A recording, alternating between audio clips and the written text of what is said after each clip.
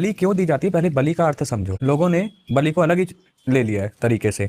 बलि खाली जीव हत्या नहीं है। एमपी में कोई है, नाम भूल गया मैं उनका, कालीचरण जी। वो क्या करते हैं, वो एक पेठा लेते हैं और उसकी बलि चढ़ाते हैं। सात्विक बलि है।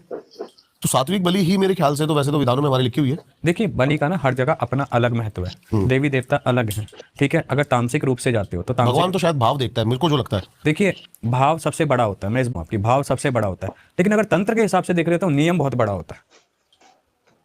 जहां अगर आपने गलती करी तो तंत्र पलटवार जरूर देता है।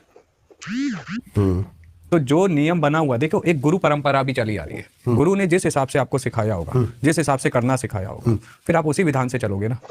ये बलि प्रथा ना तो मैंने बनाई है ना आपने बनाई है, किसी ने भी नहीं बनाई। ये तो हमारा तो जन्म भी नहीं हुआ था तब से चलती आ रही है। बात को समझ रहे हो? हमारे तो जिनके कुलों में कई कुलों से, कई पीढ़ियों से चलती आ रही है, हमारे सामने ऐसे ऐसे केस हैं, ठीक है। उनके घर में बलि चलती है, अगर बलि नहीं देंगे टाइम पे, घर में बच्चे नहीं होंगे, कोख बंधन हो जाएगा। हाँ, कोख बंधन हो जाएगा। अच्छा, अब आप इसे क्या कहोगे? जो एंटिटी शुरू से आप जिस चीज को देते हुए आ रहे हो, ठीक है, उसे एकदम से आप रोकोगे तो बलि जो है किसके नाम की चढ़ती है?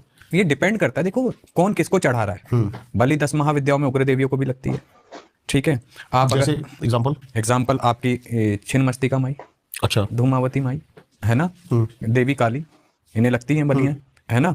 और यहाँ तक कि बगलामुखी माई, कई जगह बलियां लगती हैं, ठीक है। आप पल्पा चले जाओ नेपाल, वहाँ पे भैरव है, उनको बलि लगती है। और वहाँ का बलि का नियम, पल्पा भैरव के जो भैरव हैं, जो वहाँ का बलि का नियम अगर मैं आपको बताऊं, अगर वहाँ पे जैसे कोई भक्त गया है, ठीक है, अगर पूरे भक्त गया है, बलि दे दी उसने, ठीक है, तो ठीक है। अगर कोई मंदिर में सुबह से लेकर शाम तक कोई भक्त नहीं आया, बलि नहीं चढ़ी है, तो पंडित अपने हाथ से, जो वहाँ का भट्ट है, अपने हाथ से एक बलि रोज चढ़ाएगा। किसकी? जानवरों की? हाँ, बकरे की चढ़ानी कंपलसरी है। इंसानों की बलि दी जाती थी कहीं पे? ये वो दौर था, वो समय था, चला गया, है ना। दी जाती थी। देवी काली ही गुरु गोरखनाथ जी ने किलित किया था, गोरख काली तभी कहलाई थी माई। क्या जिनकी बलि दी जाती थी वो मरने के बाद प्रेत नहीं बनते थे क्या? देखिए कहीं जो बलि दी जाती थी ना, कभी वो प्रेत नहीं बनता है, वो माँ को स्वीकार हो जाता है। बात को समझ रहे हो? आत्मा है, शरीर है, शरीर मलमूत्र का घर है, इससे ज्यादा कुछ नहीं है, ठीक है। जिसका जैसे नियति में पहले ही वही कहता है, किताब होती है, ठीक है, हर एक की। आपकी भी किताब बनी हुई है, हमारी भी बनी है। जब हमारा जन्म हुआ, किस उद्देश्य से हुआ, कहाँ तक जाएगी इसकी आयु, हर एक चीज वहां पे ऑलरेडी लिखी जा चुकी है। इसलिए कहते हैं कर्म योगी बनो, अपने कर्मों को इतनी सतगति दो कि आपको जो, जब आपकी मृत्यु हो ना, तो मृत्यु भी सुकून से हो।